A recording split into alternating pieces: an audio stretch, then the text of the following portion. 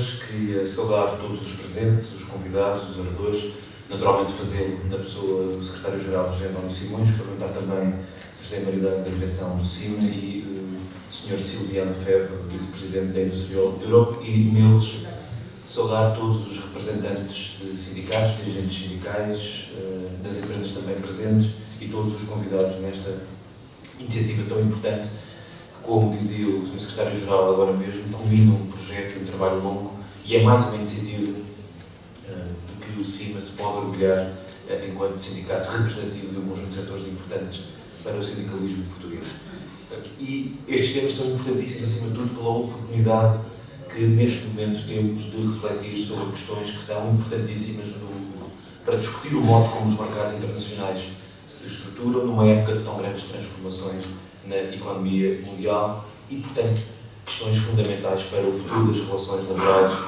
nos diferentes setores e nas próprias empresas nesses setores. Ora, estes desafios são particularmente importantes para as pequenas e médias empresas, quer pelas suas características específicas, quer pelo seu peso e centralidade no mercado de emprego e nas economias europeias e mundiais. E estas são, provavelmente, questões que estão entre as questões mais prementes para a reflexão contemporânea sobre o futuro da economia e do trabalho. Desde logo, como digo, porque as pequenas e médias empresas têm uma importância fundamental na economia europeia e, muito em particular, no caso português. São mais de 99% das empresas.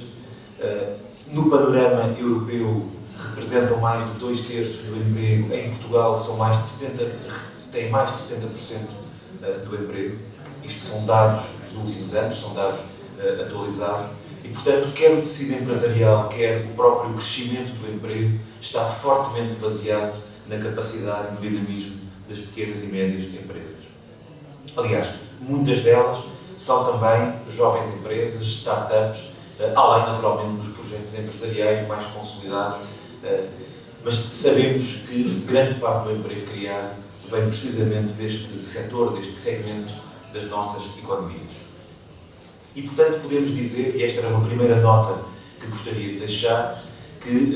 a economia mundial e os mercados de trabalho à escala mundial vivem duas tendências ou duas pressões que são, de alguma forma, contraditórias. Por um lado, assistimos a fenómenos muito poderosos, a tendências muito poderosas de concentração e de fusão empresarial, gerando empresas cada vez maiores, multinacionais, conglomerados empresariais à escala global de uma enorme dimensão, mas temos, por outro lado, também uma enorme fragmentação do tecido empresarial, em que as pequenas, médias e também as microempresas são muitíssimo importantes. E, portanto, por um lado, uma fatia cada vez maior dos lucros de mercados em setores decisivos da economia mundial está altamente concentrada, com todas as questões que isso coloca do ponto de vista da participação, da informação dos trabalhadores nesses processos de concentração, mas, por outro lado, mais do que nunca, o dinamismo das pequenas e médias empresas, com ancoragem local, mas também com forte presença global nas redes sociais, nas redes do mercado, é uma dimensão cada vez maior do ponto de vista da geração de riqueza e de oportunidades de emprego em relações laborais que são elas próprias também muito específicas nestas pequenas empresas. Portanto, eu diria que entre estes dois polos das tendências dos mercados mundiais, fusões e concentração a uma escala nunca antes vista, mas, por outro lado, um enorme dinamismo de projetos empresariais de pequena e média dimensão, nós temos desafios fortíssimos para o diálogo social, temos desafios fortíssimos para a gestão das empresas, para a atividade sindical e, em geral, para o diálogo social e para a participação dos trabalhadores na vida empresarial. Bom, neste contexto, gostava de frisar também que a capacidade de adaptação das pequenas e médias empresas aos desafios globais da competitividade do emprego é também um desafio ao trabalho digno e às questões que isto nos coloca hoje em dia na economia global que vivemos. E, portanto, a capacidade de todos os agentes, dos parceiros sociais, dos empregadores, do movimento sindical, mas também dos poderes públicos e das políticas públicas para compreender estas mudanças e conseguir acompanhá-las conseguir criar instrumentos efetivos de gestão desta mudança são questões absolutamente cruciais nos mercados de hoje. Não apenas para garantir a sustentabilidade dos projetos empresariais que temos e que geram emprego, mas também para alavancar o potencial de crescimento dos projetos empresariais de pequena e média dimensão, incluindo os de novas empresas, aumentando assim o seu impacto em termos de criação de emprego e o seu impacto no desenvolvimento económico. Ora, não menos crucial é interrogar-nos como é que estes desafios podem ser vencidos, assegurando também a sua conciliação com a capacidade para garantir qualidade no emprego e qualificação das pessoas, que é, no fundo, o maior recurso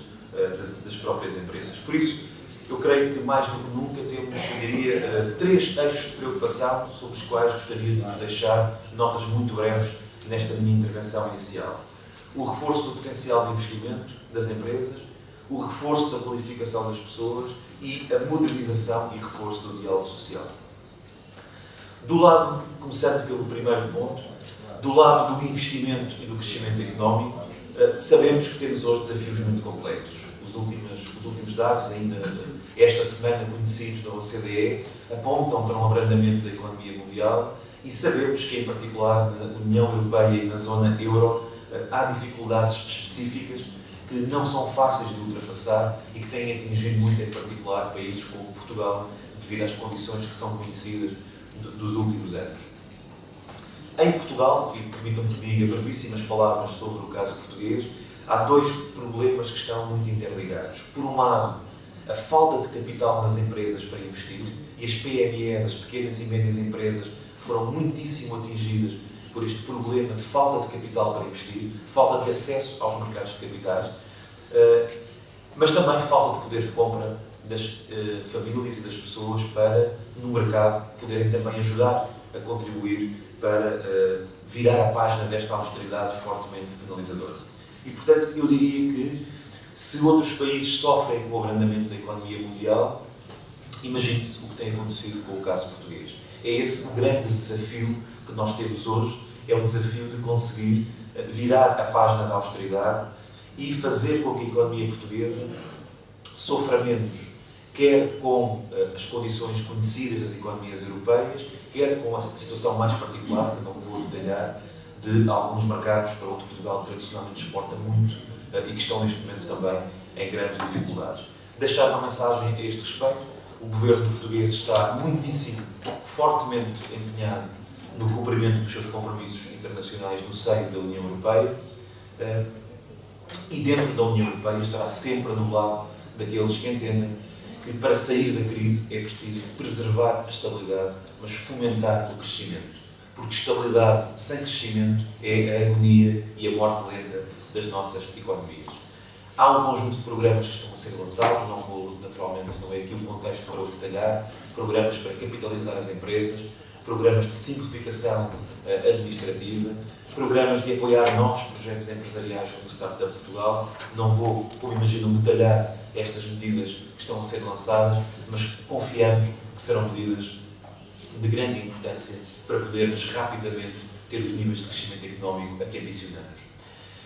Mas todos estes desafios, e passo para a minha segunda nota, não poderão ser vencidos se não conseguirmos melhorar o nosso nível de qualificações da população ativa. Precisamos de progressos ainda mais sólidos neste domínio. Hoje em dia, as qualificações são uma variável decisiva em todos os domínios dos mercados à escala mundial. Para a competitividade, para a produtividade, para a inovação, mas também para as oportunidades de vida das pessoas ao longo do seu percurso no mercado de trabalho. E também, não esquecer, a qualificação é fundamental para o diálogo social nas próprias empresas. Mais uma vez, direi apenas brevíssimas palavras sobre este desafio da qualificação, para referir e para sublinhar que esse é talvez o nosso maior déficit estrutural que temos enquanto sociedade em Portugal. Por razões históricas que não detalharei, é um déficit que temos vindo a recuperar, mas que precisamos de recuperar não apenas combatendo os níveis de abandono e insucesso escolar nos jovens, que felizmente são cada vez mais baixos, mas também proporcionando aos adultos oportunidades, percursos de qualificação que nos permitam colmatar as falhas que temos a este respeito. O programa Qualifica, em particular, um programa fortemente direcionado para a recuperação da qualificação dos ativos, é um programa central neste esforço do Governo. Mais uma vez, também neste domínio das qualificações, as pequenas e médias empresas representam e têm um desafio muitíssimo grande entre mãos, porque pela sua própria natureza têm estruturas menos sólidas para fomentar e para sustentar esforços de formação em grande escala para os seus ativos, para os seus trabalhadores. E, portanto, é fundamental também conseguir criar condições específicas para que as pequenas e médias empresas possam ter condições para investir num domínio que é absolutamente fundamental. Uma terceira nota que gostava de deixar, e gostava de me centrar mais sobre este ponto, tem a ver com o diálogo social no contexto que acabo de referir e dos desafios globais que hoje temos. Para as questões que são hoje aqui trabalhadas, para o desafio da participação dos trabalhadores, para a informação e consulta dos trabalhadores na vida empresarial, as questões do diálogo social são absolutamente fundamentais. Em particular, desde as questões da negociação coletiva às questões mais amplas da participação dos trabalhadores na vida das próprias empresas e do tipo de informação a que podem aceder e em que condições. Mais uma vez, as pequenas e médias empresas têm um desafio muito particular, com as suas estruturas que são diferentes das estruturas das grandes empresas, com práticas de associativismo empresarial que, em Portugal, por exemplo, são, infelizmente, ainda insuficientes para assegurar uma cobertura de todo o tecido empresarial por práticas de associativismo que são sempre vantajosas. Esta é uma temática crucial na regulação da economia e do mercado de emprego. E a este respeito gostava de dizer que todos concordaremos nesta sala que é inaceitável que as pressões que existem hoje para a competitividade e para o crescimento e os mercados extremamente competitivos em que as pequenas e médias empresas se movimentam se sobreponham à preocupação com os direitos dos trabalhadores e mesmo ao cumprimento de normas que regulam o mercado de trabalho em matérias como aquelas que são hoje aqui discutidas. O mercado não é a ausência de regras. Isso tem outro nome, selva. O mercado, qualquer mercado, seja o mercado de trabalho, seja qualquer outro mercado, noutra área, noutro domínio da atividade humana, significa não a ausência de regras, mas um conjunto de regras justas, transparentes, aceites e praticadas, cumpridas por todos. Porque todos aqueles que participam voluntariamente no mercado devem, naturalmente, submeter-se às regras que estão em vigor enquanto comunidade. Isto inclui o Estado, inclui os empregadores, inclui, naturalmente, os trabalhadores e também os sindicatos. Não cumprir as regras do mercado de trabalho, não cumprir as regras de regulação de um qualquer mercado é violar os direitos dos trabalhadores, mas é também violar o direito à concorrência justa e transparente entre empresas. E é por isso que a negociação coletiva é tão importante. Porque ela permite reforçar o compromisso de todas as partes com o cumprimento das regras, reforçando-as e adaptando-as a cada realidade setorial e a cada realidade não apenas setorial, mas de cada empresa em concreto. Ora, na base desta dinâmica de negociação, na base desta dinâmica de participação conjunta numa regulação partilhada no mercado de trabalho, o associativismo dos dois lados, patronal e sindical, é crucial e sabemos, e isso é um problema, que é uma questão que hoje em dia está em recuo por toda a Europa, que há problemas por toda a Europa neste domínio. Também por isso, e tendo em conta este contexto particular, as questões da informação, da consulta, da participação dos trabalhadores na vida empresarial são decisivos. Sobretudo em tempos que, como há pouco referia, são de globalização, em que há, por um lado, uma enorme competição entre todas as empresas, incluindo as pequenas e médias empresas, mas também pressões fortíssimas para a concentração e para a fusão de empresas sucessivamente, muitas vezes de setores diferentes, em grandes conglomerados multinacionais. Isto coloca questões muito específicas de opacidade, de distância entre níveis de gestão, de distância entre trabalhadores, gestores e proprietários do capital das empresas, todo o trabalho em rede, as deslocalizações. Isto são, de facto, desafios novos e muito prementes, fontes de incerteza e de insegurança que no passado não existiam. Em Portugal, o próprio Código de Trabalho, as leis laborais, como noutros países da Europa, consagram já direitos de informação, de consulta, de controle de gestão por parte das organizações representativas dos trabalhadores, visando, nomeadamente, promover o empenhamento dos trabalhadores na atividade da empresa, promover a adequada utilização dos recursos técnicos, humanos e financeiros e, no fundo, promover, através desta participação e desta informação, uma melhor gestão partilhada e a partilha de objetivos empresariais que são, no fundo, geradores de emprego e de melhores condições de trabalho para os trabalhadores. Mas isto só funciona, este objetivo legal, só pode ser plenamente cumprido, naturalmente, se houver organizações representativas dos trabalhadores robustas, com capacidade para poder fazer para poder acompanhar, para poder, de alguma forma, estudar, poder ter a informação correta, poder ter uma opinião informada, uma posição fundamentada sobre um escrutínio, sobre as questões que são, por lei, matéria de informação legal por parte dos empregadores. Nesse sentido, e volto a outra questão, capacitar os recursos humanos é fundamental e capacitar as próprias organizações sindicais é também fundamental neste respeito, já agora, sem descurar também a capacitação dos próprios empregadores e da gestão das empresas, o que em muitos contextos, e Portugal é um exemplo, por vezes é também um problema. E, portanto, urge efetivar os direitos de informação e de consulta, urge capacitar quer o lado sindical, quer também, em muitos casos, o lado da gestão, para uma correta aplicação destes direitos e para uma correta aplicação de uma maior informação aos trabalhadores. E isto aplica-se, quer dizê-lo também, a todos os setores de atividade. Quer ao setor terciário, os serviços, que estiveram e estão durante tanto tempo na vanguarda da globalização, mas também aos setores industriais, que em Portugal, como na Europa, foram duramente afetados pelas tendências da globalização, mas que em muitos casos hoje espreitam o futuro, tirando também partido das oportunidades dos mercados e redes globais, e as questões da informação e da consulta por parte dos trabalhadores são fundamentais a este respeito. Eu não creio que seja possível enfrentar os novos desafios da economia e do mercado de trabalho sem adaptarmos as nossas estruturas, mas também as nossas regras a estas novas condições. E não conheço outra maneira de fazer isto sem ser apostando no diálogo social e no envolvimento de todos os atores. Em muitos países da Europa em que a negociação coletiva e a tradição de participação e informação dos trabalhadores é uma marca do modo de regulação do mercado de trabalho nas últimas décadas, e foi tanto um fator de competitividade como um fator de bem-estar indiscutível, nós temos assistido a algum recuo nestas matérias, que é um recuo que é preocupante. E Portugal não foge a esta tendência. Obviamente, os sistemas de diálogo social e de negociação coletiva e também as leis sobre informação e participação dos trabalhadores são muito diferentes de país para país, fruto, naturalmente, das histórias, das tradições e das características dos mercados de trabalho em diferentes países. Em Portugal, por exemplo, a negociação é sobretudo setorial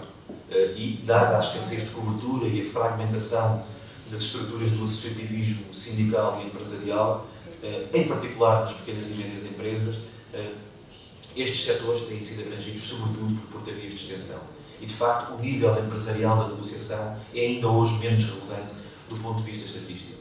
Mas isto coloca-nos um grande problema, que é o problema de saber como conciliar esta dimensão setorial com a dimensão empresarial,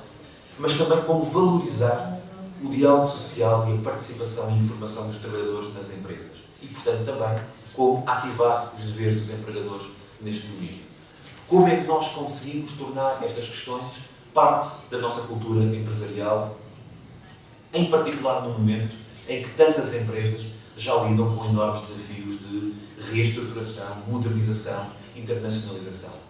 Acresce que estes desafios são ainda mais sérios, e para colocar ainda um novo problema que penso que seria útil ser refletido hoje durante os trabalhos da conferência, estes problemas são ainda mais sérios quando nós pensamos na necessidade de encontrar respostas para envolver e para cobrir pelo diálogo social e também pelas questões da informação, consulta e participação das chamadas formas atípicas de trabalho. O chamado trabalho independente, os contratos a prazo, os trabalhadores hoje chamados precários,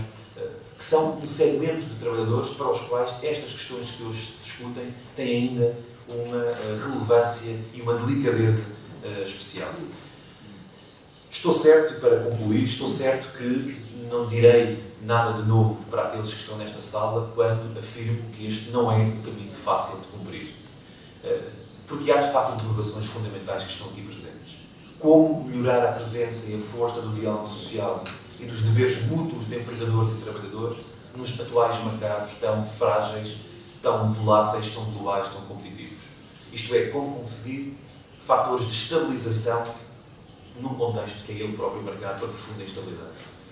Como cobrir, como envolver os trabalhadores ditos flexíveis ou precários, ainda mais expostos à instabilidade, puxando-os para o grupo dos insiders, em vez de os afastarmos cada vez mais para relações de trabalho mais desequilibradas, mais instáveis, mais inseguras. Especialmente nas PMEs, especificamente nas pequenas e médias empresas, com as suas características e limites naturais em função da sua organização, no que toca ao diálogo social, como alavancar o diálogo social nestas empresas, como fomentar uma cultura de diálogo neste tipo de organizações.